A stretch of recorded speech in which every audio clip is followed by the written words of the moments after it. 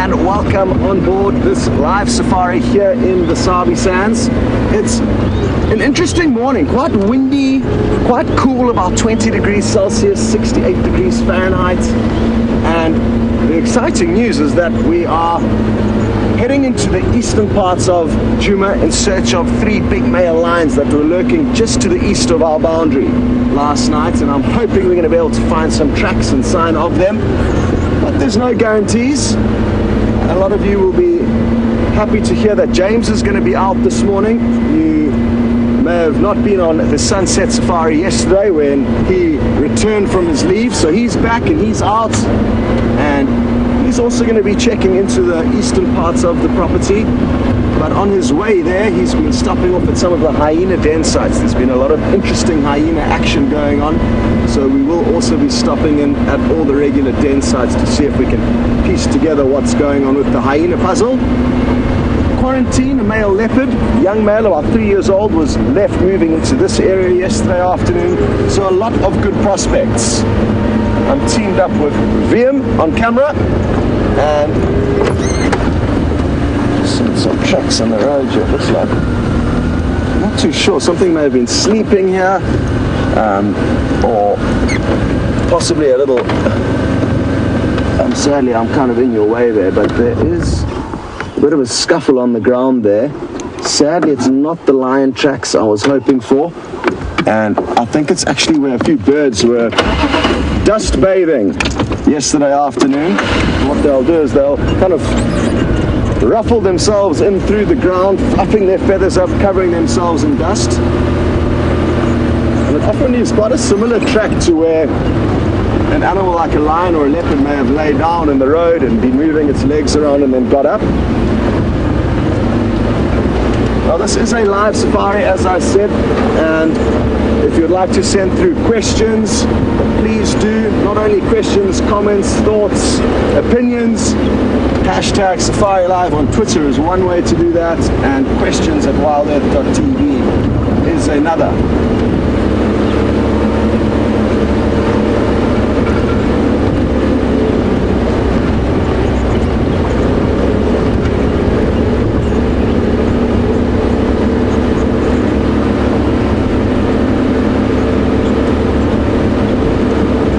And we've already got our first little comment through, and it's come through from Micah. Great to have you on safari with us. And isn't it interesting that Micah is somewhere, I'm not too sure where on the planet, but she's still got 5 hours left of darkness before her morning breaks, but she's getting to experience this morning with us. And Micah, it's great to have you on board, and I don't think we're going to be seeing a sunrise rather anytime soon, but the joys of being out on an African morning, the thrill of the unknown. We don't know what we're going to come across. We're getting very close to our eastern boundary, and that's where we're going to hopefully find some tracks of these big male lions coming onto Djuma.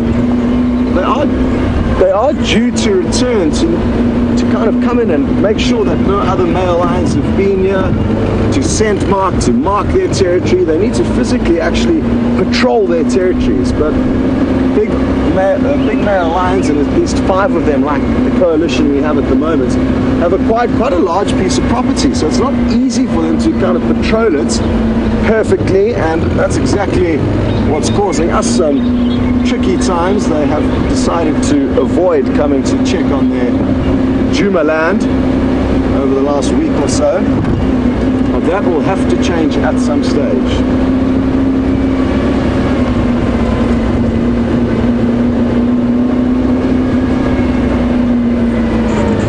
I may also do a little bit later on, once we have scoured Djuma for any signs of life, I may head across to Arathusa. It's been a while since any of us have taken you guys across there, and it'll be nice just to change up the scenery. So that is certainly an option for later on.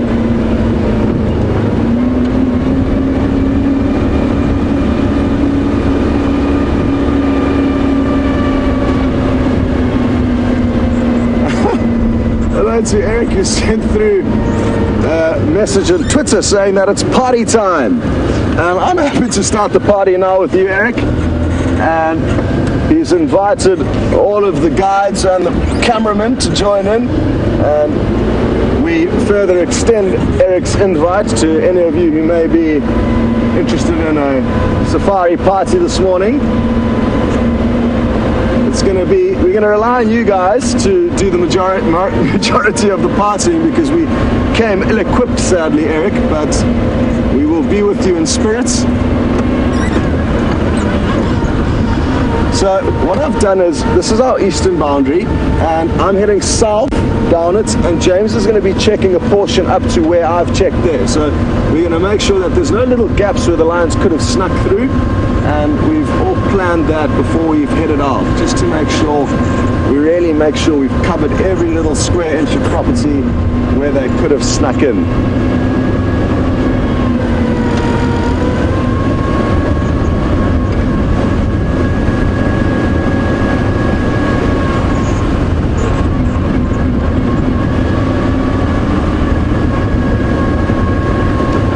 To one of our newer safari goers, and I've just forgot your name because it's such a bizarre one. I think it's Off the Bench. Approach the Bench. Interesting name. I'd like to know a little bit more about what that may mean. And it's, thanks for sending your question through. Approach the Bench is interested to know how far are the waterholes between Djuma and Arathusa. And there's a number of different waterholes approach the bench, and I'm going to avoid answering your question directly because it doesn't make perfect sense, and I'll explain why approach the bench. It's because just because we can traverse Djuma and Arathusa and we can't traverse other properties, it doesn't mean that those other properties and those other waterholes aren't relevant to the animals of this area. So to just look at Djuma and Arathusa would give you a false sense of what the animals actually have in terms of drinking opportunities, and there's properties surrounding us where animals can drink, not only on Djuma or Arathusa. And the bottom line is, in the Sabi Sands there is more than enough water for the animals, even in times of drought. And the reason for that is because this is privately owned land. Each landowner can essentially do as he pleases with regards to pumping water and artificially giving the animals water. So that in itself is a whole big debate that we're not going to get into, but approach the bench, there's more than enough water for the animals. And more than enough than there actually would be ordinarily. In these drought conditions, there's a lot more water here than naturally would occur here. On the same breath, which is important to explain, because there's been so much encroachment of humans around the Kruger National Park and the Sabi Sands, there's knock-on effects of farming, of infrastructure. And even though we are in a pristine wilderness, the effects of humans outside of the reserve, many, many hundreds of kilometers away, has a huge impact on the amount of water flowing through here. Now, the dry riverbeds that we see through this reserve would have probably flowed more readily many, many years ago, but because a lot of the catchments have been altered by people building dams and by farmers using water, there's been knock-on effects into pristine wilderness areas like that. So I hope that makes a bit of sense and also justifies why some of the landowners will pump water artificially. Some are for it, some are against it, but we're not going to go down that road now.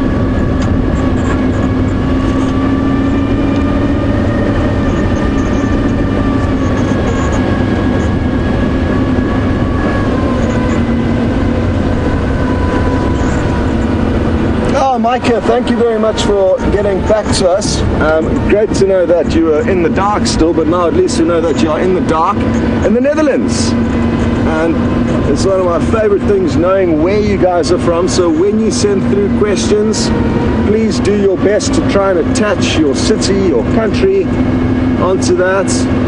It's also useful to know your gender, because it's sometimes tricky to answer a question when you don't know whether you're speaking to a lady or a man, and I'm sure a lot of the times we call you guys he or she or he incorrectly. So let us know. The more we get to know you, the more we can fine-tune the safari experience for you guys. So the lion tracks have not crossed into Djuma, and It looks like our hope is running out, but things can change. We're about to get to our southern boundary here and still no luck.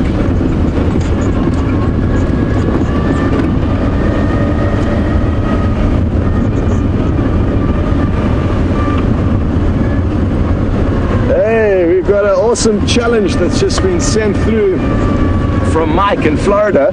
His bird list is on 199 and he's hoping to crack 200 today. Mike, I would love to help you with that. What we can do is we actually probably only about 2 or 3 minutes away from a grey-headed kingfisher nest site, and I don't think you would have the grey-headed kingfisher on your list just yet. So let me know if you do. If not, we're going straight there and maybe we will get lucky.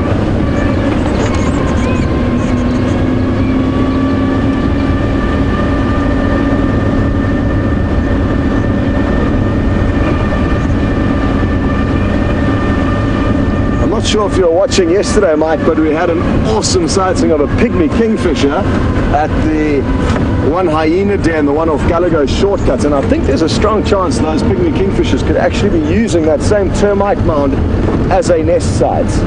A lot of the kingfishers that we get here will nest within cavities in the ground, and sometimes it's in riverbanks, sometimes it's in a termite mound burrow, and they'll have another burrow within the large excavations that are used by mammals like porcupines, hyenas. Some elephants crossed into our property over here. Hard to tell how fresh, but just nice to keep track of. Maybe we could bump into them a little bit later.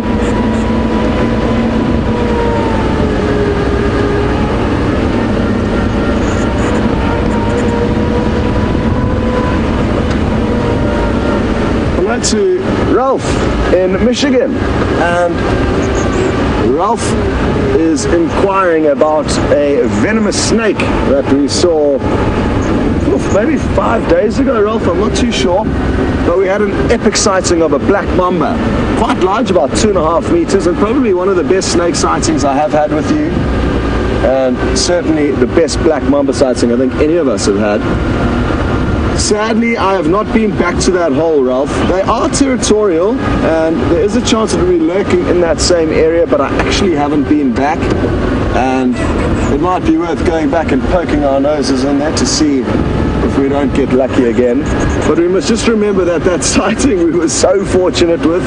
I mean, we responded to the bird's alarm calling as we so often do, but if it wasn't for VM who spotted the snake, as always, or as so often, we respond to alarm calls and actually get there and not see the snake. And for those of you who were in that sighting with us, you'll remember how quickly that snake disappeared.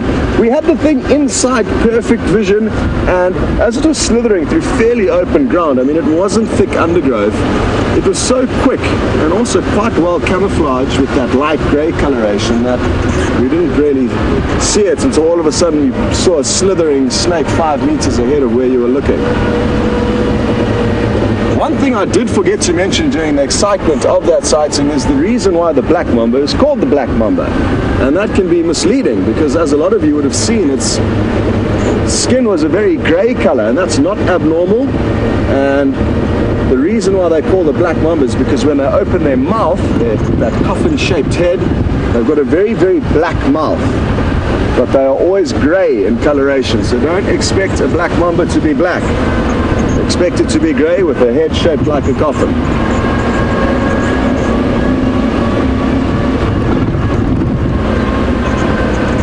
Okay, well, we are going to do our best to find Mike in Florida and the rest of the ornithologists who are on board at the moment, a grey-headed kingfisher. And while we do that, we are going to send you across to James for an update on how his morning is going so far.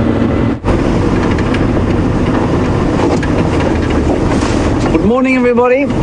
Welcome to Wendy, recalcitrant Wendy, and well, it's a slightly belated start for us. We're heading towards Buffelshoek Dam. My name is James Henry. On camera is Tebs today. Hello, Tebs. There we go. That's Tebs' thumb, as you were wondering. And our objective this morning was to head off to the east and see if we could find some tracks of the lions coming across perhaps from Torchwood last night. Haven't found anything as yet.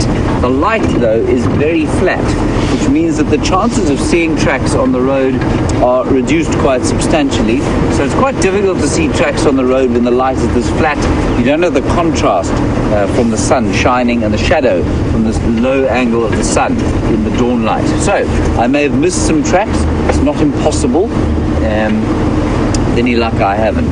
We're hoping for some lions. Haven't been lions on Djuma for some time, and as I was saying yesterday, because of the upheavals created by the Birmingham boys, those 5 male lions seem to have split into 1 and 4 at the moment. Actually, it's quite interesting. Because of the upheavals that they've caused, the bulk of our lion viewing, which used to be provided by the Nkuhuma Pride, has disappeared. They've gone off east into the Kruger National Park, as far as I know, and the Styx Pride have been in and around here for the last 2 days. They were on Torchwood to the east of us yesterday, but that's about all that's going on lion-wise. And then I think there was that one male lion, that injured Birmingham boy, found to the south of us yesterday, I think on Mala Mala. So, yeah, not a lot going on lion-wise here at the moment. That is good for the hyenas. We've had some exceptional hyena viewing of late. It's good for the leopard. I don't think it's any coincidence that Quarantine, who does spend quite a lot of time on Torchwood, was found this side yesterday. So, interesting stuff there. Please remember, you are on a live safari, of course, so you're welcome to talk to us. In fact, we'd really like to hear from you. Hashtag Safari Live or questions at WildEarthTV if you're on the web email. And tell us where you're from. Don't forget to tell us where you're from. So if you tweet us, tell us exactly where you're from. It's really nice to know which part of the globe you happen to be watching or joining us on this live safari. We are now approaching Buffels Hook Puddle.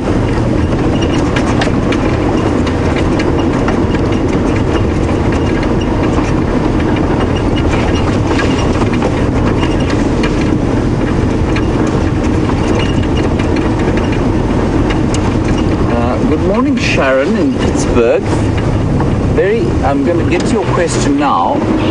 Just as we arrive here, the birds often fly as we get here, so I'm just going to tell you what we've got. We've got the 2 worst parents in the Sabi Sands, those 2 Egyptian geese. We've got some woolly-necked storks, a grey heron, a blacksmith lapwing, a ring-necked dove which has just flown off, and there we can have a quick look.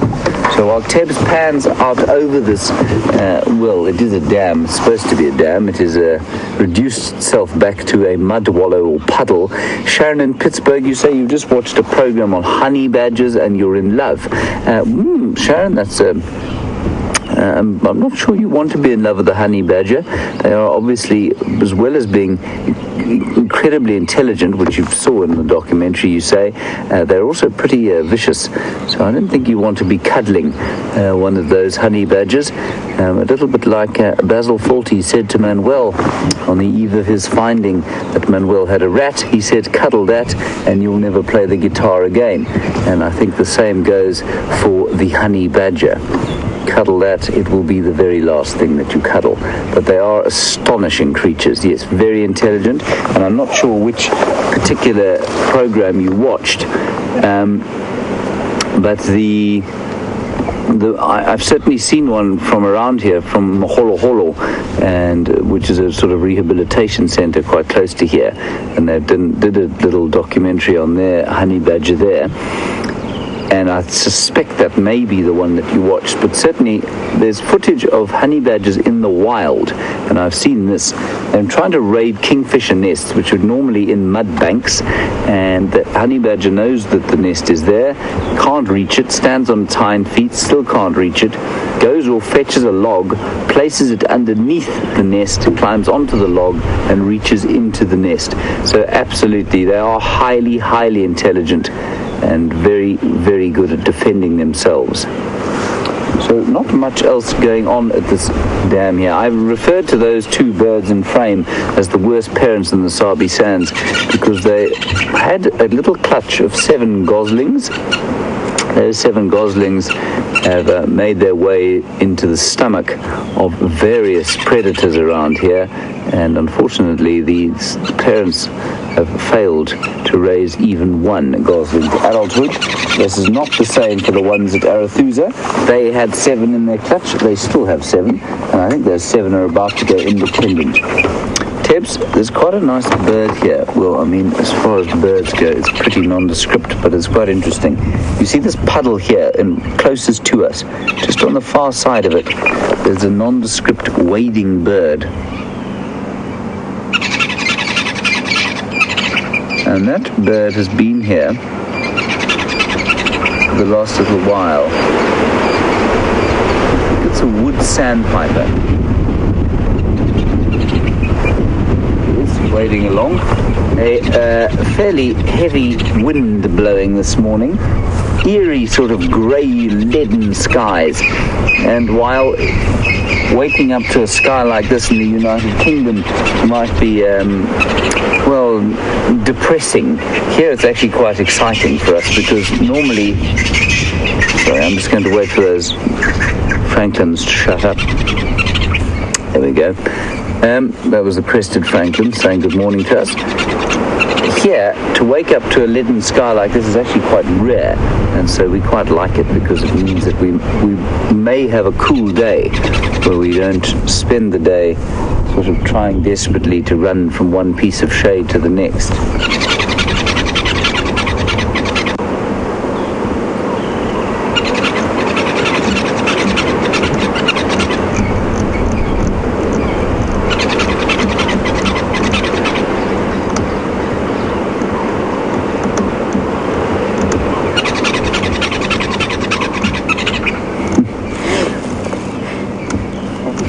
Some of the first questions that people ever ask us around here are about the various dangers posed by the creatures out here. In Metallion in Canada, you're watching on YouTube, and you were worried about not so much the larger dangers, but the smaller ones, bees and wasps, so hymenopterids that might cause damage to people. There are not enormous numbers of, well, there are enormous numbers of bees and wasps. Very few of them are sort of what would be described as dangerous unless you happen to be allergic. That is a grey heron, by the way, just while I tell you about the bees and wasps. There are hundreds of species of wasps: spider hunting wasps, caterpillar hunting wasps, potter wasps, paper wasps, all sorts of different wasps, fig wasps. And then there are also bees, many different kinds of bees. And they all come from an order of insects known as the Hymenoptera. And that actually includes the ants. And the Hymenoptera are very important, of course, to the ecology. But there's a legend going around the world, or a sort of wives' tale, about these African killer bees. And this is the media trying to paint pictures that will eventually sell their articles and magazines, etc. African bees can be dangerous if you disturb a swarm, or if you disturb a hive, then they will chase you, and it can be very dangerous especially if you're allergic to them. But if you are not allergic to bees and you don't generally go about kicking over bees' hives, no, there's nothing particularly dangerous out here. The most dangerous insect out here, of course, is the Anopheles mosquito, which carries malaria. Right, let us move along from this not particularly picturesque piece of water.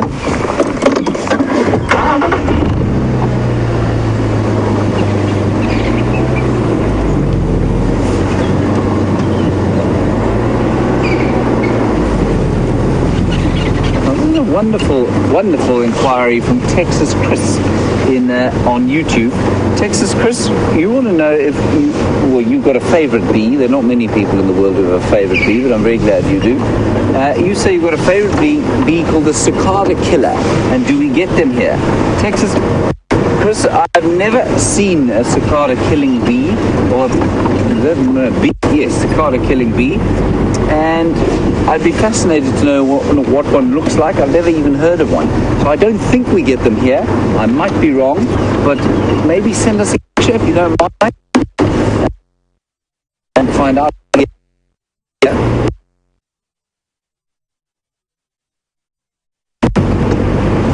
Harder killing bee sounds like a gesture.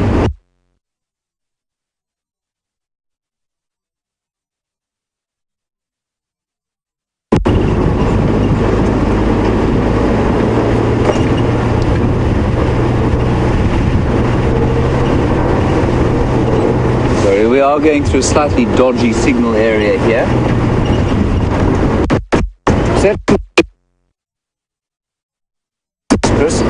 So whether any of them are killed by bees, I'm not sure.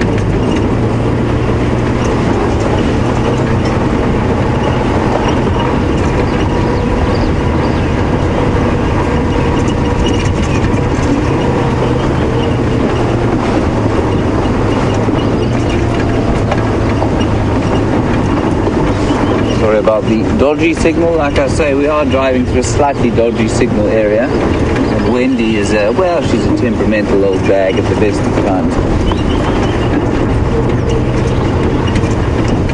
So this is roundabout where Quarantine was seen yesterday. I'd really quite like to see him again. Apparently he did a great deal of not a lot yesterday afternoon. Slept himself into something of a stupor. And that's just what the cats do when it's very hot.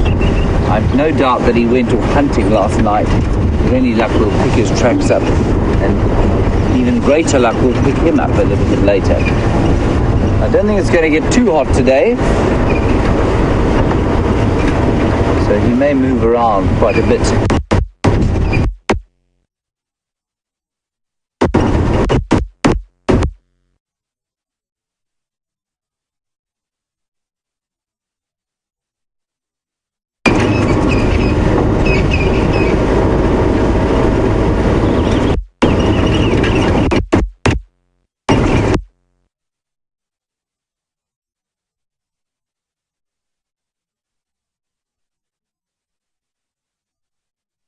Our signal will see you just now. Well, I was wrong about my predictions about seeing a beautiful sunrise, and Micah in the Netherlands, we stopped specifically for you, seeing as though you sent through an early comment about how wonderful it is to watch the morning break with us, and what a pleasant surprise. Sounds like James was going through some low signal areas there, so that's why you were hastily rushed over back onto our vehicle. Sadly, no updates. Mike in Florida, we had a bit of frustration at the grey-headed kingfisher nest. As we approached, we were probably maybe about 50 meters away from one of the cavities. I'm still not actually sure which cavity it is that it's nesting in. Brent's seen it leave the exact hole. I've got an idea which one it is because Brent has obviously told me. Anyway, we saw it flying out when we were about 50 or 60 meters away. Then we chased after it, tried to loop around to get another view of it, but it flew off. But it was there, but far too quick to even get a good look at it. And if we didn't know it was living there, I wouldn't have known what to look for and what we were looking at. So I just saw a kind of flash of chestnut brown, which they have on them. They've also been called chestnut-bellied or chestnut-breasted kingfishers, I think is one of their alternate names.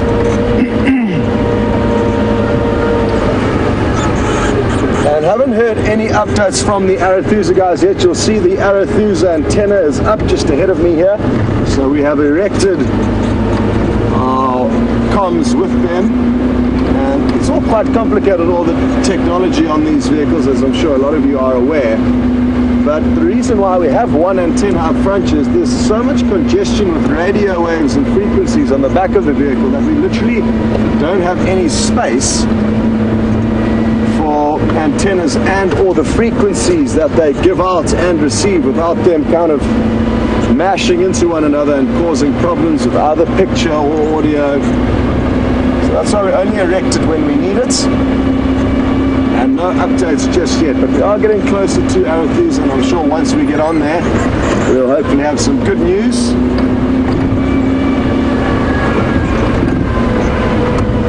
Now I am hoping It's run off though, Vim. Yeah. Vim spotted a slender mongoose and it sadly ran off. It's one of Vim's favorite animals, the slender mongoose. And as I was saying, I'm hoping that, and it's a long shot, that there is some chance that quarantine male leopard comes and frequents this little waterhole that we're about to get to now, called Treehouse Waterhole. We used to find him and his brother here so much in kind of November, December, January, February last year, and they were our two resident leopards that we had seen more than any other leopards before they grew up and moved out of mom's territory. Wouldn't it be great to see either Quarantine or Kanuma, those two brothers, somewhere here?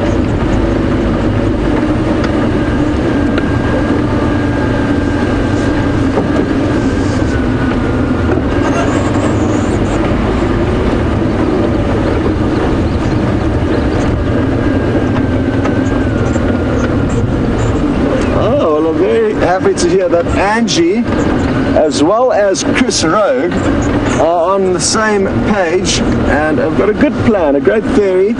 We've been speaking about bird lists so much that we may have forgotten about some other lists that we can start, and along with the birds we are suggested to possibly start a reptile list or an amphibian list, and that's a great idea. So, the reptile hunt and the amphibian hunt begins.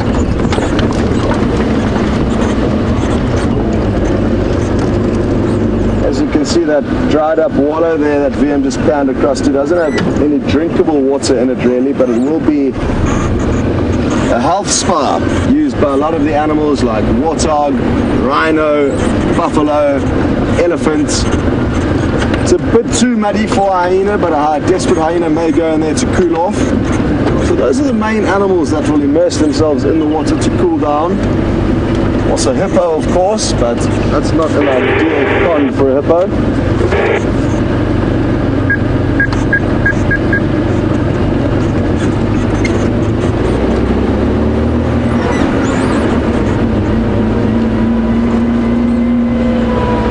Love to start the amphibian list with, Chris and Angie, is a painted reed frog. They are incredibly pretty little frogs, and I remember I saw one just down here. His real name's Jason, but we call them Romeo for various different reasons. And it's just ahead of us here, literally right here, where I think we got a flat tire. We were viewing a leopard, then I think we got a flat tire, the leopard carried on, and then we were stranded next to a dead branch with a pretty little frog on it. And it had been raining. Some of you may remember there were little tiny drops of water on the frog and on the thorn tree that the frog was perched on. I don't think it will still be there, that's why we're not going to check.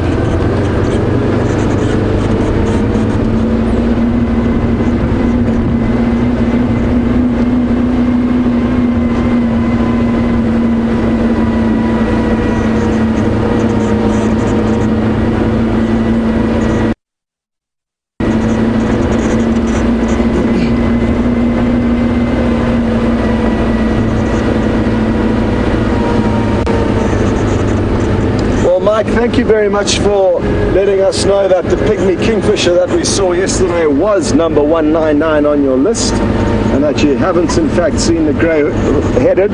Apologies for not finding it for you. And one of our viewers all the way in Australia has pointed out something quite unique, and not unique, but quite pertinent to what's going on here. And Maggie has said, what is the difference between a grey-hooded and a grey-headed kingfisher? There's absolutely zero difference, Maggie. It is the people who decide to change the names very regularly, in all likelihood to make more money by selling more books to us. That's my theory. But yeah, the names do change very often. They've gone from, let me actually stop and show you now what the names could be, Maggie. Let me grab my little phone there. Now, names often change, Maggie, and as I was saying a little bit earlier, I think it's one name is also the chestnut something kingfisher, but the names often do change. Okay, grey-headed kingfisher. Let's see alternative names. I think it's usually right at the bottom. Alternative names: grey-hooded kingfisher. In Afrikaans, it's called a grijskop visvanger, which directly translated grys, grey, kop, head, fish, vanger, catcher. And then alternative English names: grey-headed, chestnut-bellied. There we go. If there are any French viewers here, or Portuguese viewers, there's a long jumble of different letters here. Quite bizarre that they've actually got a French and a Portuguese name. Look at that. There we go. So that's for you, the French and the Portuguese. There's also a German name. And I don't know if that stands for India or what that could mean. But there we go. So Maggie, names often change. There's one bird that was called the dikkop, which in Afrikaans means thick head. It's gone from thick head to thick knee. So that's another change that's happened fairly recently.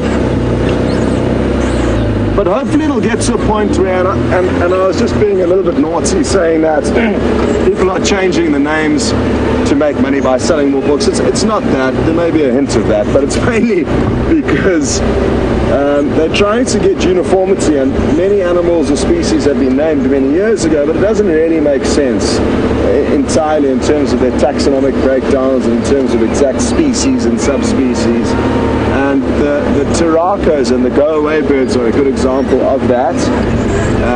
Go-away birds are dull in coloration, and you get many different go-away birds throughout Africa, but we only get the grey go-away bird here. The turacos, we get many different types. The only one we get here is the purple crested, but they were all originally called lories, L-O-E-R-I-E, lorie.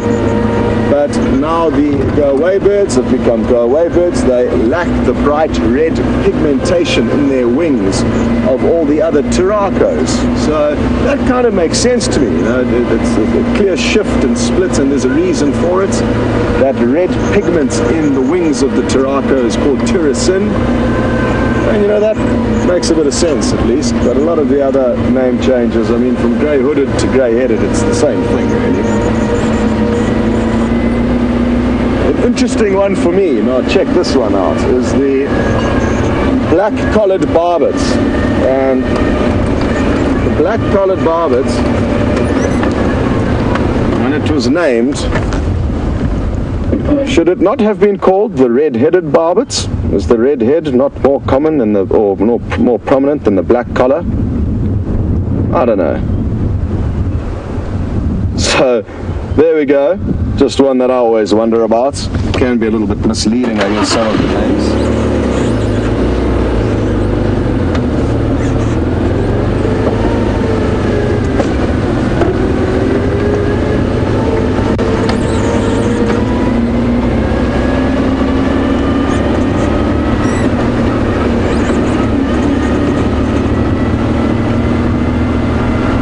Okay, so what I'm thinking of doing is probably heading across to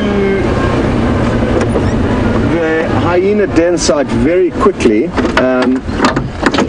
The one off Philemon's cut line, which is just a few minutes away from us, and then thereafter we'll head to Arathusa.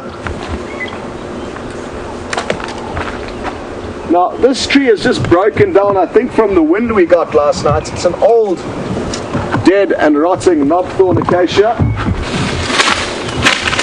And so that's what's going on here.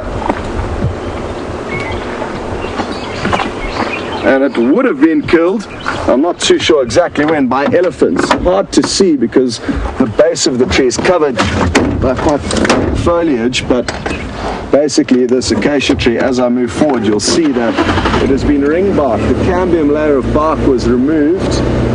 There we go. Now you can see a bit more clearly.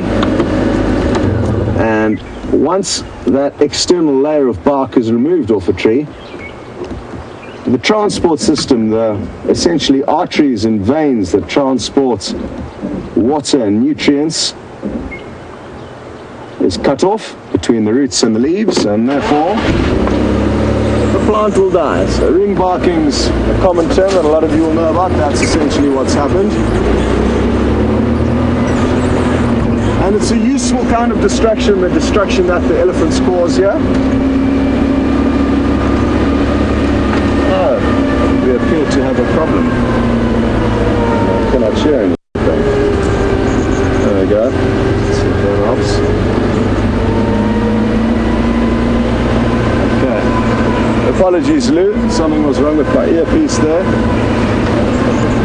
And I'm thinking of going, just to remind you guys, the Philemon's Cutline Den, which is just a few minutes away, and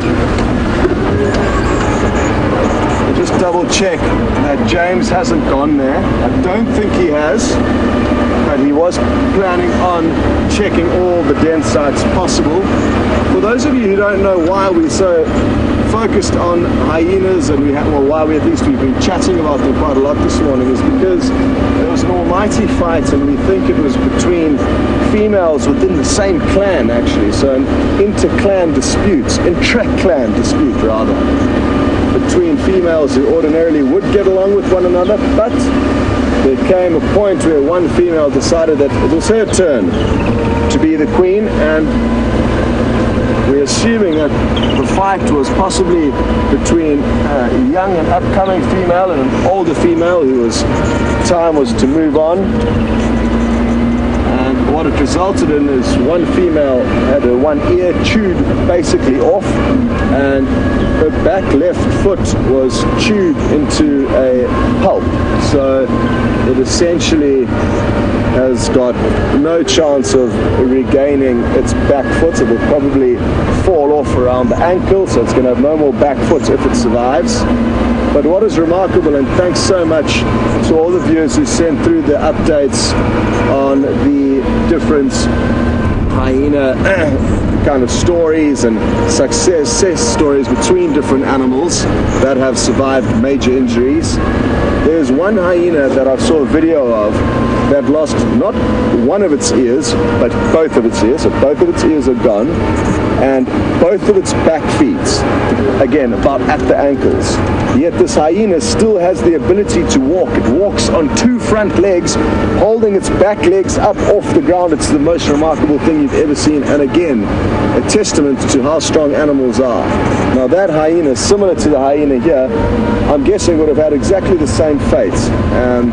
A female, a queen getting old, gets overthrown by another queen coming through, and then managed to survive those injuries. I mean, she lost both of her back feet, survived the infection, survived the pain, avoided infection, survived the pain, and miraculously is continuing walking around on its two front legs. So there's hope, and let's hope we find that female and monitor her recovery. That's what we're all hoping for. Not only that, but also to try and piece together the puzzle of who attacked who and who is in charge now.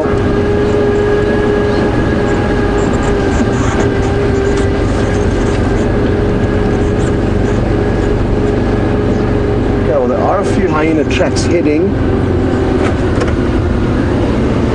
to the den. It's overcast, so it's going to be very difficult for you to see them, so I'm not even going to try and get VM to show you. And the reason why it is difficult when it's overcast to see tracks is because the sunlight is not being cast and causing shadows and shapes to form. So in flat light it's very difficult to see tracks, and or when the sun's directly above you it has the same effect as flat lights.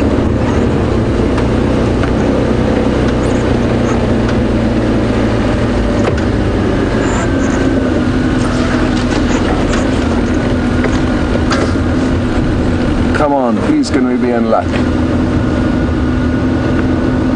Oh, not looking promising at the get-go. VM's showing you guys the termite mound within which there are a few burrows and you'll see a few holes.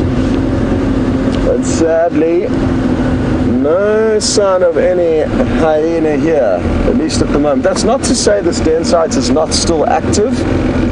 We are just here at the wrong time, is a possibility. However, we do know that the one female that did used to be here a couple of days back was yesterday for the first time seen at the Den of Gallagher shortcut. So immediately the day after that fight broke out, there was already a shift and a change in the regular kind of behavior that we're used to between the clan here.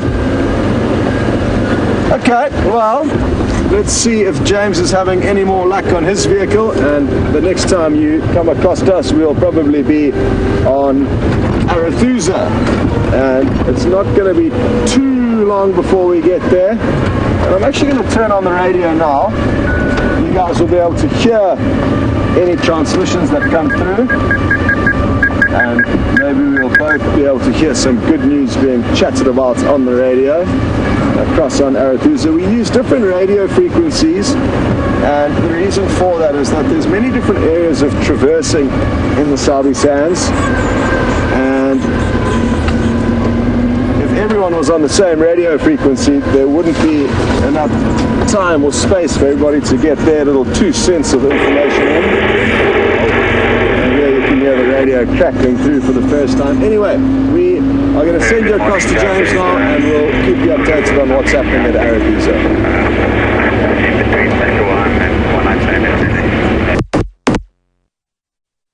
I've seen one kudu, it ran away into the bush, and we've seen since we last saw you. Anyway, quite weather.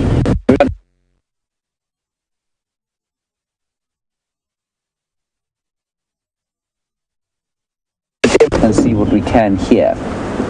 Always a good idea to stop and listen.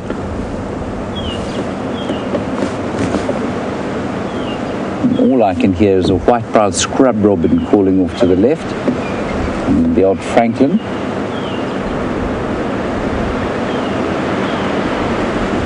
And that's about it, I'm afraid. I'm hoping things are going to sort of pick up a bit action-wise this morning.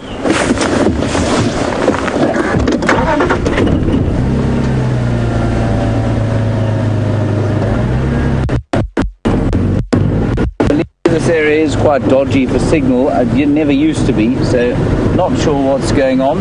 Perhaps it's the weather.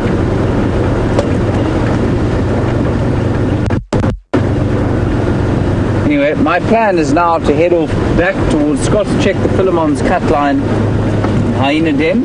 I think we're going to go and check the Gallagher shortcut one and see if there are any updates from there.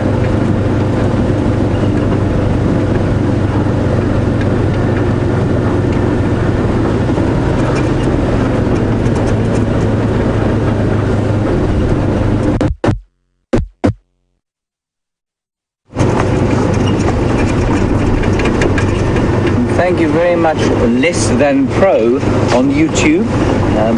Well, like I say, every day I hear a new favorite from the various Twitter handles and internet presences and names that people give themselves.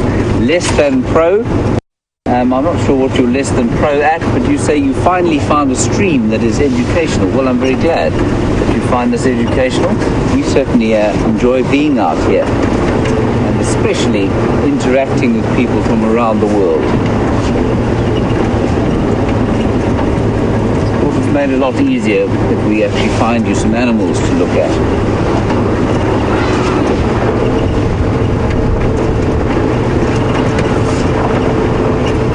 And thank you very much, John Carlos. You say that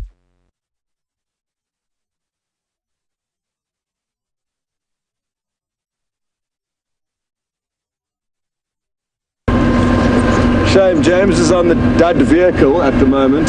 Old Wendy's causing some issues with the signal, and I do feel for James. There's nothing more frustrating than being cut off every few minutes. Anyway, so he's dealing with those frustrations, as are you, I guess. So we're all in this together. And that's what happens on a live safari. You get to see all the glitches along the way.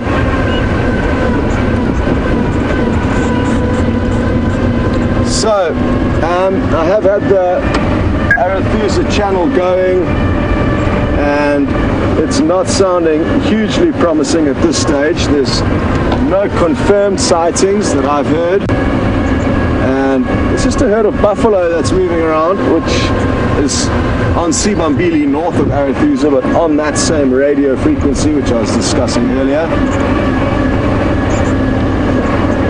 Okay. But maybe we'll go across and help them find something, which won't be the first time. What is up? Downlation channel. But we'll get there.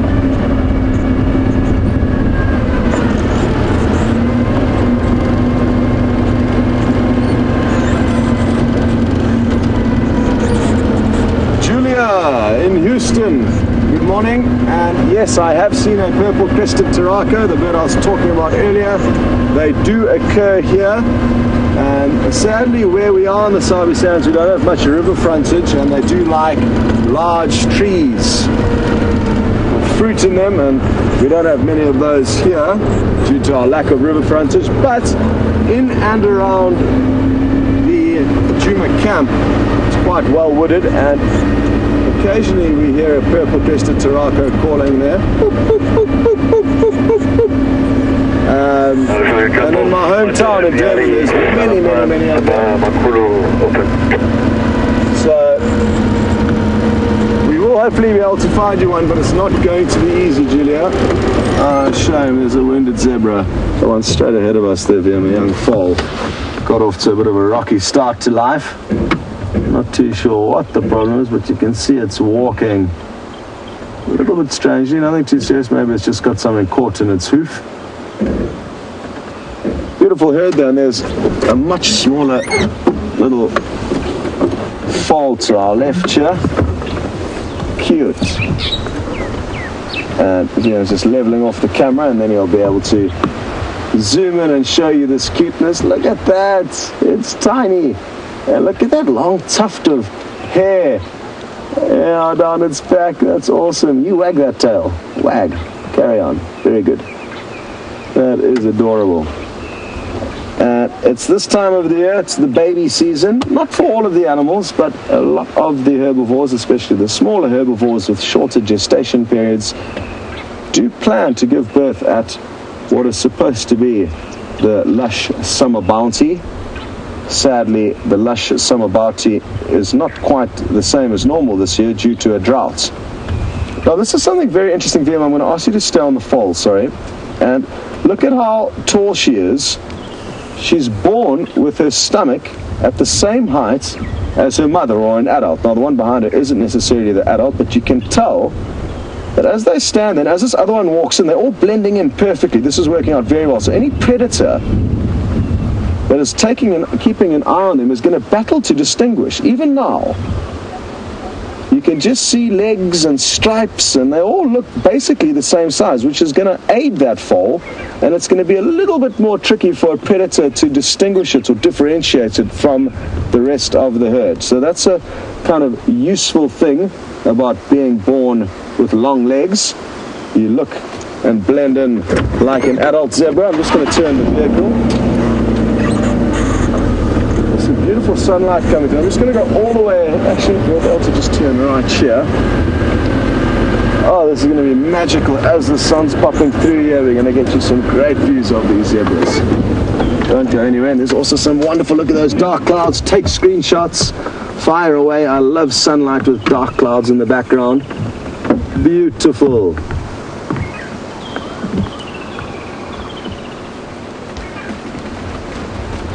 And what is happening? What is going on? Why are all the animals running away? Liam? What could be here? Is there a leopard?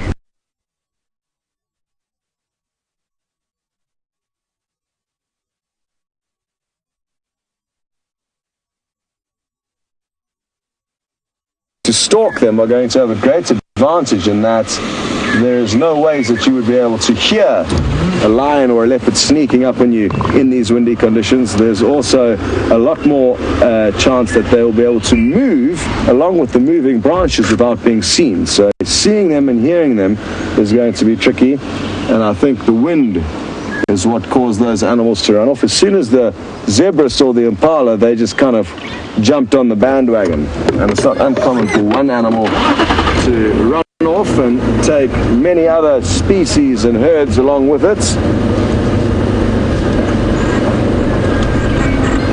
So as exciting as the prospects are, I think it's just the wind.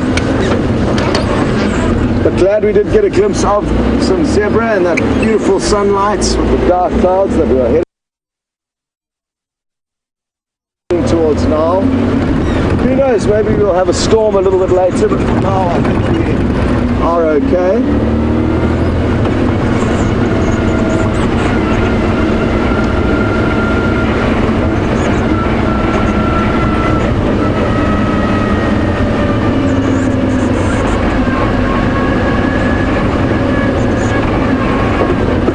Somebody asked the other day, and I can't remember who it was, but somebody asked if we could see a mistletoe tree. And it's taken me a while to find you one, and I hope you are watching, but there's a mistletoe tree in this marula tree that I'd like to show you. It's going to be a little bit tricky, but let's try. And let's see if they are in flower. I'm not too sure exactly when the mistletoe trees do flower. It's a parasitic plant, and there's one growing directly up there. You can see that dark clump, and that is a mistletoe, a parasitic plant, and it would have been deposited there by a bird. And what would have happened is many moons ago, this is quite a big mistletoe, when they fruit, they've got a very, very sticky seed. And it's red in coloration, so quite attractive to birds in terms of looks. But it's difficult to swallow and to chew and to break into, and often it just gets stuck on their beak, and then they fly off to another tree, wipe their beak on a branch, and that's where that seed will stick to, and then germinate and start growing. It is a parasite. It doesn't have an epiphytal root system. It doesn't have an air root system. It has a system where it taps into the marula and feeds off the marula's nutrients. So it is kind of causing a little bit of hardships to the marula, but as you can see, the marula is still doing well. And like most parasitic relationships, it wouldn't make sense for the mistletoe to completely kill the marula tree and completely overpower it, because then it would fall down and the mistletoe would not have a home. Sadly, it didn't look to be in flower, and I don't think we've missed it, so that's the good thing. If we keep monitoring them, we'll have to be able to see them flower and fruit. Oh, it could have ran across the road here. Maybe there's something a bit funny going on. Maybe there's a leopard lurking here. Or maybe it's just the wind.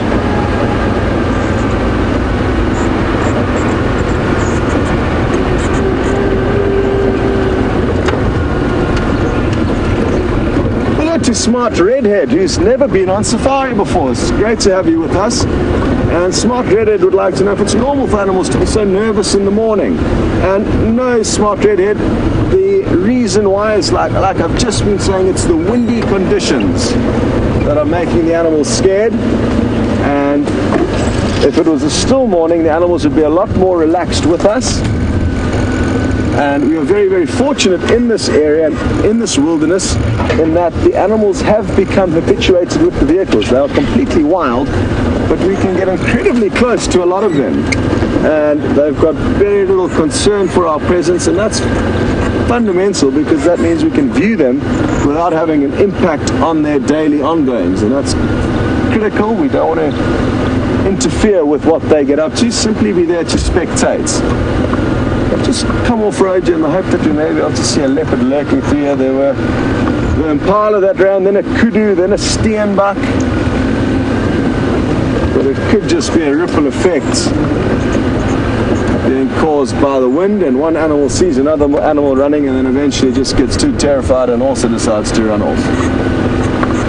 So no, Smart Redhead, it's not a usual thing, but very happy to have you on safari with us, and keep tuning in and you'll get to see how different the animals can behave when it is calm.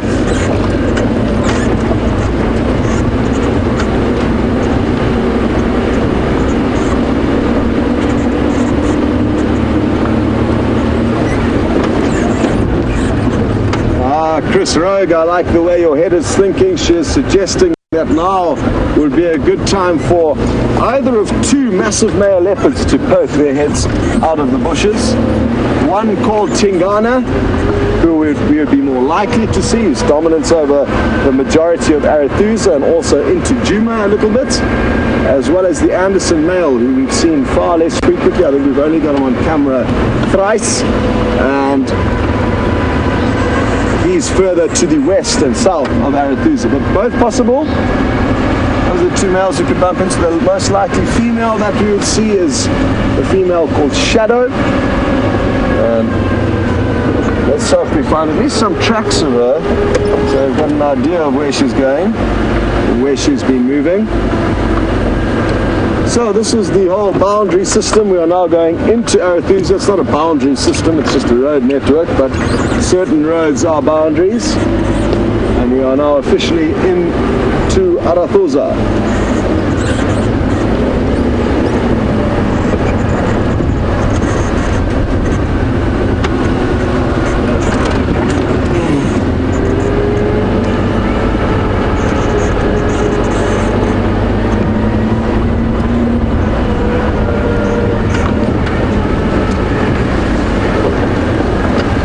To Brian, who is just wanting to confirm that zebras are in fact related to horses, and yes, they are part of the equine family.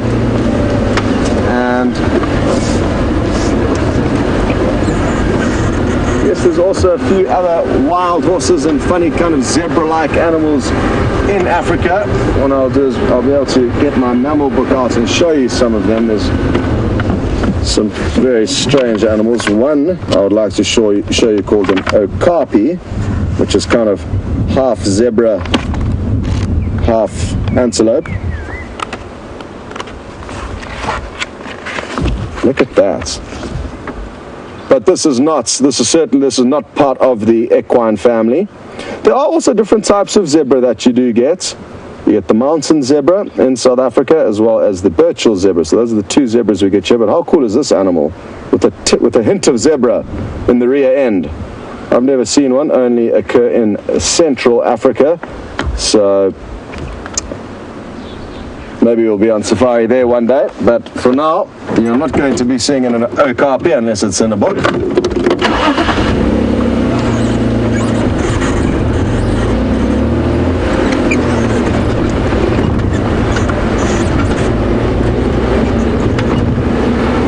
Interestingly enough, Brian, you can habituate zebras to the point that you can actually ride them or have them tow your chariot.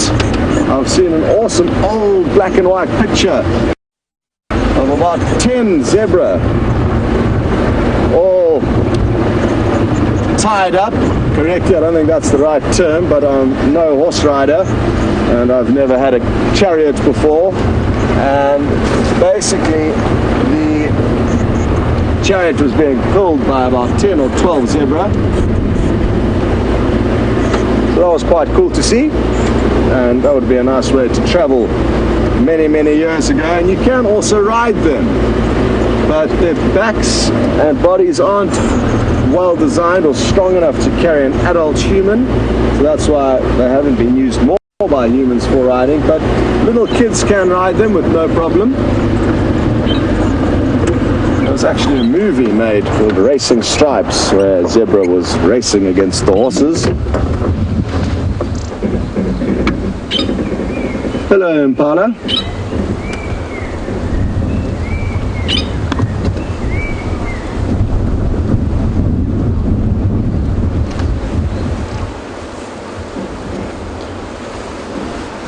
And these Impala will be happy to know that the Birmingham Coalition are very far away from us. John in California, thank you for the updates. The 3 male lions that we were hoping to see or find tracks of early this morning, sadly headed kind of straight south from their last position, and that took them from east of our eastern boundary to an area called Nkoro, and they were captured on a dam cam at about 4:30 a.m. So John, thank you for putting us out of our misery and knowing that we will not be seeing the Birmingham boys and that they are not anywhere near us for the coming future.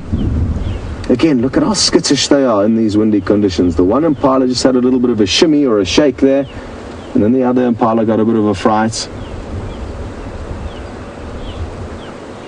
High alert. Good conditions for hunting, and this hasn't happened to me before, but imagine being sitting here like this right now, calmly talking about John's updates about the Birmingham boys and looking at the impala nibbling away, and then all of a sudden a leopard just explodes and catches one. It could happen now. No, but it could happen. So don't ever be fooled by the fact that you've arrived in an area, you've seen relaxed antelope, and therefore made an unwise assumption that there are no predators there.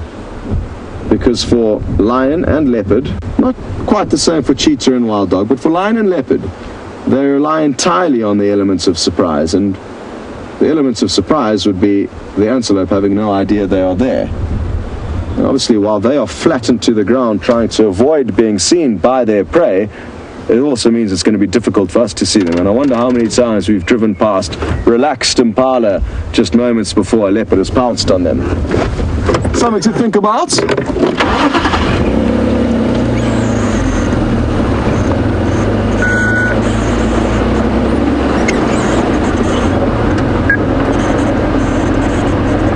Hello to Brandon in Ohio, and I mentioned briefly there that lion and leopards are two animals that rely, or two predators that rely entirely on the elements of surprise, but not so much cheetah and wild dog. And Brandon would like to know, how often do we see cheetah here?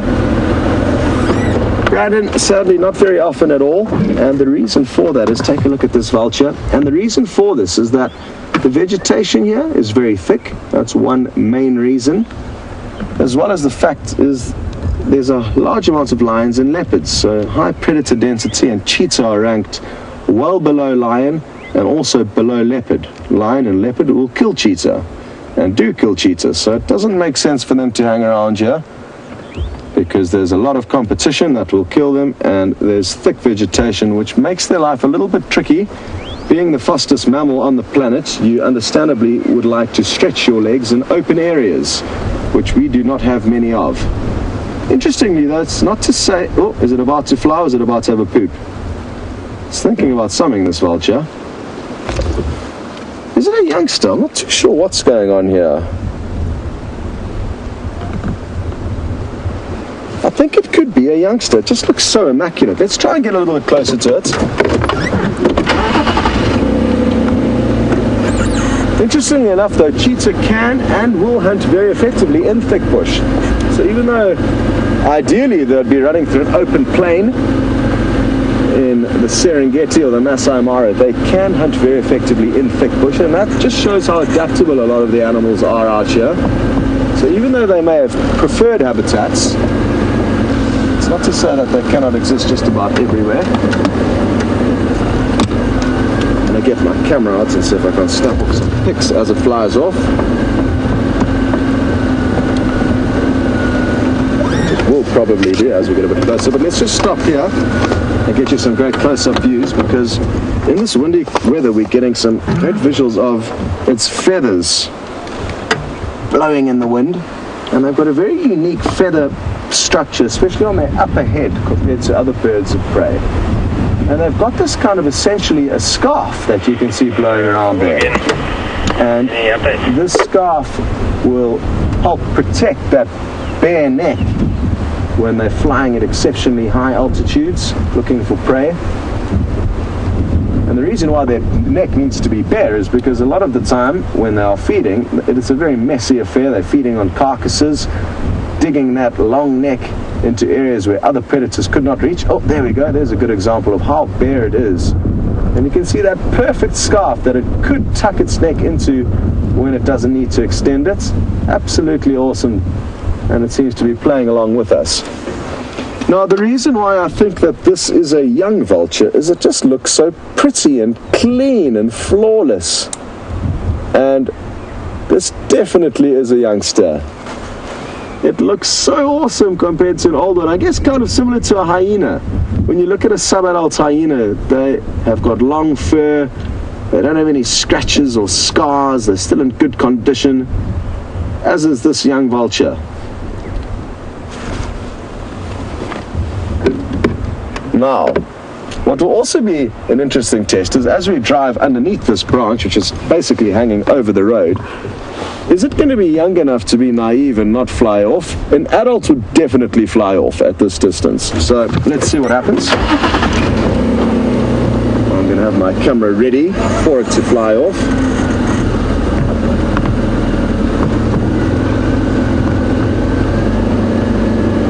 Get ready for your screenshots, everyone. Action shots if it does take off. Doesn't look like it's going to. There we go. Well done, Wildebeest, on camera. Vim, aka the Wildebeest, just put you guys all in pole position to take some wonderful screenshots. I hope you did. Should we have a look at how I came out? Let's see here. Oh, that looks okay. And sorry, my screen's a bit dirty. Not easy, but I think we got a few there. Oh, this one could be nice. I just chopped its tail off. Anyway, those are mine. Feel free to send yours onto our Facebook page or your own Facebook page, hashtag Safari Live. Anything you like, really, but put your pictures up, and if you do not take pictures or screenshots, I would suggest you do, because it's a great way to document this ongoing, never-ending safari dream, the endless safari, I guess you could say. It's something that a lot of us take for granted, and I probably don't remind everyone enough about it. Your usual safari will be a 3 or 4 day safari at any given destination. Now, most people that I've dealt with on safari will come out to Africa once in their life, and therefore, as a guide, you are typically dealing always with first time and last time safari goers, which makes life tricky because you've got so much to condense into such a short space of time, which causes you to rush around, and you can only go so deep into any given topic. Whereas with what we're doing is allowing you to be permanently on safari, and that way get deeper and deeper into it and more involved and more educated and wiser to the safari going tactics and tricks. So we're very, very fortunate to be able to keep building on this experience and not just be stopping and starting and stopping and starting, which is what probably drives a lot of guides to stop doing what they're doing, because you as a guide will develop and have certain aspirations and needs from a wilderness experience, but you're permanently taking out beginners. So you can never actually go out into the bush and enjoy it as an experienced safari goer, whereas with what we do, we've got a combination of having new blood coming in daily and that excitement of new time safari goers keeping us excited, as well as the old school safari goers who've been following Safari Live for many years, allowing us to go a little bit further in depth and allowing us to search for grey-headed kingfishers with Mike in Florida and all those certain things. So it's a wonderful mix and balance between experience and inexperience that we've got meshed together here.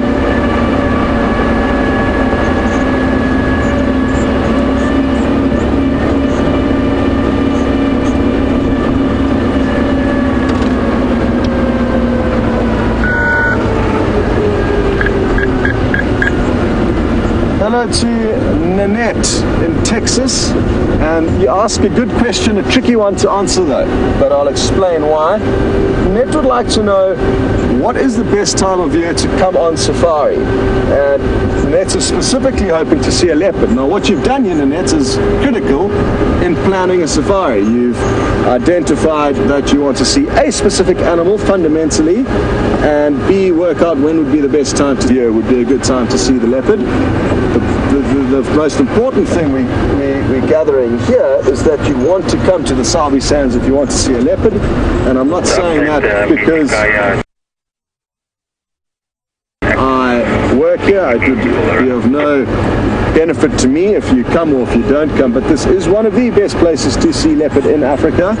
There are other places within South Africa as well as other places within Africa where you can see leopard, but the Sabi Sands is one of the best places to see them. So I would suggest coming here at any time of year. Welcome back, Neil. What I would suggest though is, depending on your preferences with regards to temperature, do you like hot sunny weather, or do you like cool sunny weather? Our winters are very, very sunny but dry, and very, very small chance of rain, whereas our summer, which we're in now, has a higher chance of rain and a lot of humidity. I just saw some hyena tracks back there that I was just double checking weren't leopard.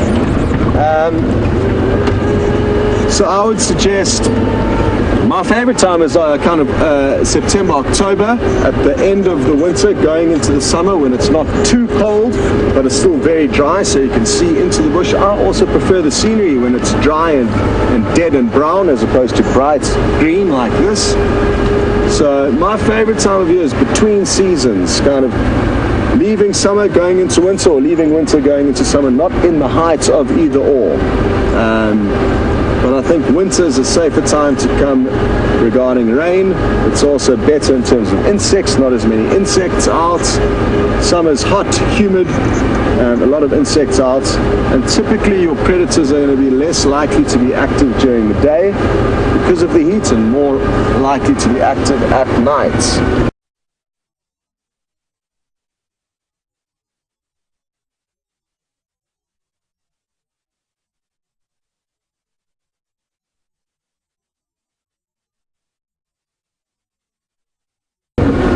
We're here at the hyena den, everybody, and interestingly, there are 2 adults and 1 cub, and I think that the one at the top there, you can see the ugly mother, what we'll refer to as the ugly mother, and I suppose that's probably a little unkind, but she's not the most beautiful hyena in the world.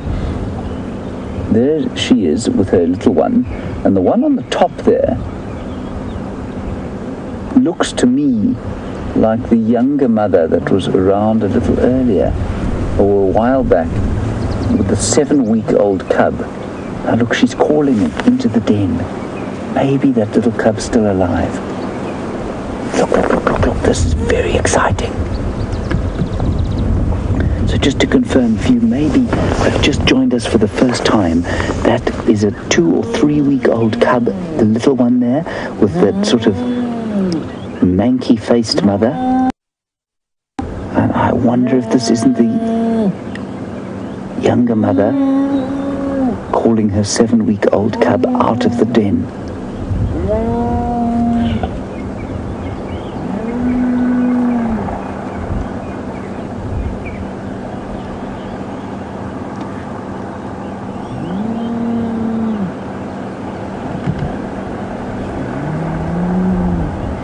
Maybe hear them calling. Look, there's the little one again. That's the 2 or 3-week-old.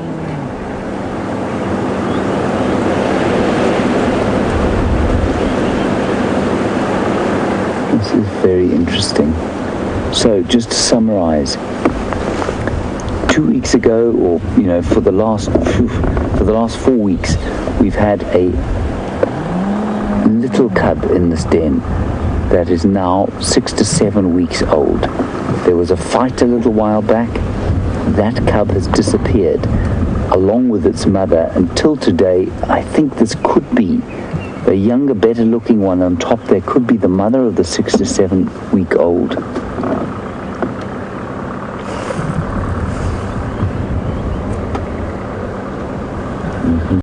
Definitely me see. We had a question from Anne yesterday about how we tell the elephants apart, and I was just saying how we tell the hyenas apart. You can see they're completely different looking when you look at the faces of the two adults here.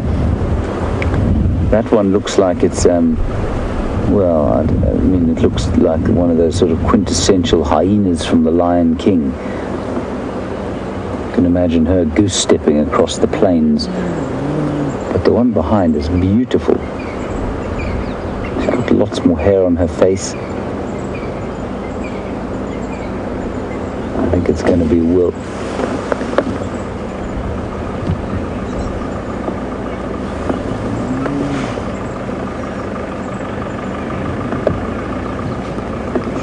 Now, while we just wait around here and see what happens, Nanette in Texas, very interesting question. Could the wounded hyena be lying in a den somewhere recovering?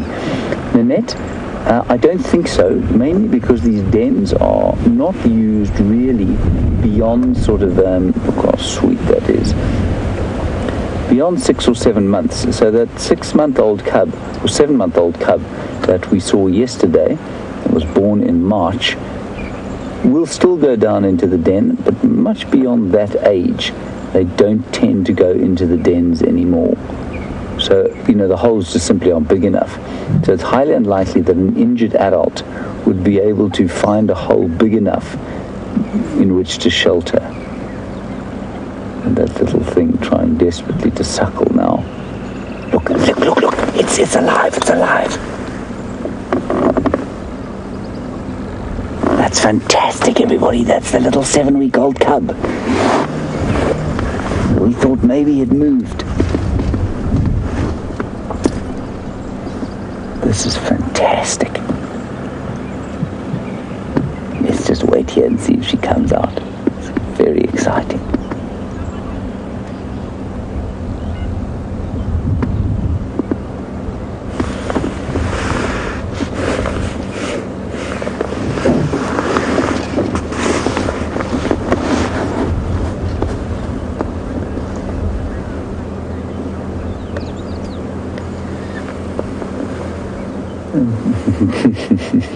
Thank you, Paul Rizzo. You say the Manky hyena is not ugly, she's just experienced. I'm happy to go with that, Paul. I'm probably being a little unkind, and I know that I've gotten myself into enormous trouble in the past by casting aspersions on the sort of the looks of some of the favorites amongst our audience. I mean, to be fair though, that is not a good-looking animal. She really is. She is not a beauty. The younger mother behind, though, is definitely a very, very good-looking mother.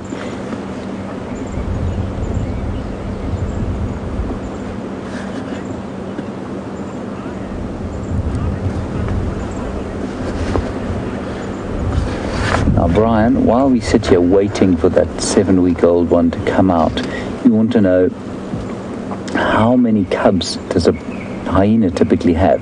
They're quite unusual in the carnivore world, Brian. In fact, I mean, just about everything about hyena is unusual and unique.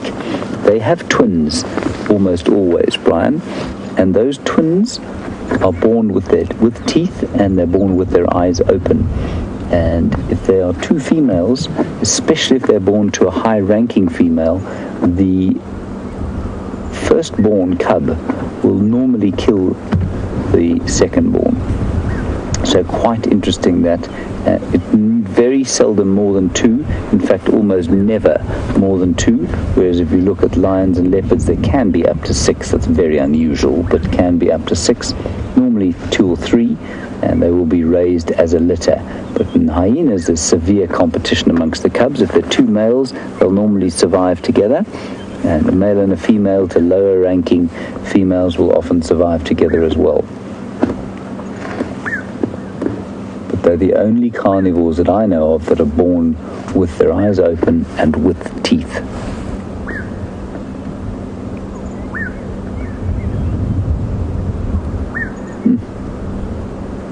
I'm really, really glad to see that slightly older cub.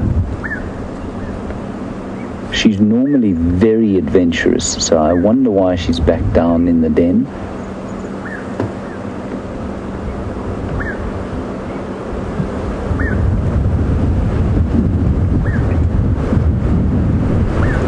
The mothers will spend most of their time here, but they will go out foraging.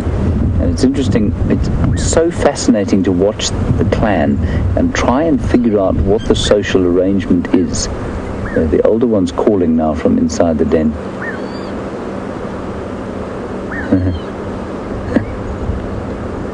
Just trying to figure out what the ranking system is amongst the females. They have got a very strict hierarchy that doesn't change. And one of the ways you can tell, apart from seeing them together, you seldom see in a solitary fashion. But one of the interesting things is that lower ranking females will not bring food back to the den. They'll eat the food where they are and bring the nutrients back in the form of milk, because they will have their food stolen by higher ranking females.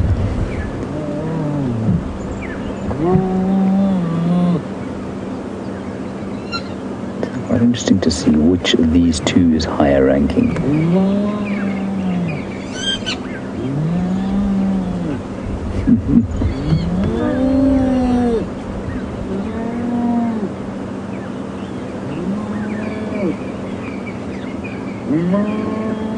So just to clarify, everybody,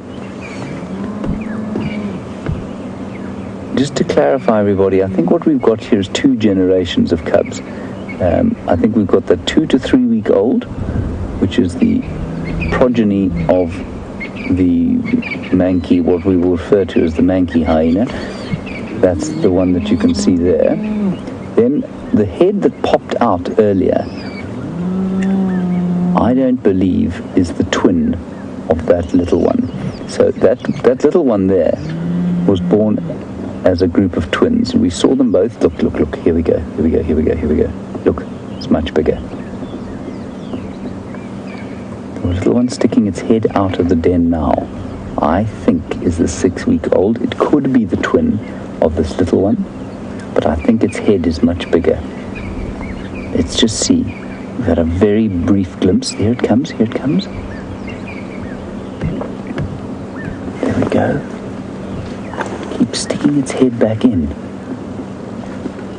So I think that is the 7 week old cub, and I think that's the only reason that other adult is here. I can't imagine why else. There it comes. Here we go. Look, and you can see the spotting. Already got the spotting on the neck, so much older than the little one there. That's definitely the 6 or 7 week old cub. Oh, that is very spectacular. But very nervous. She's not normally nervous.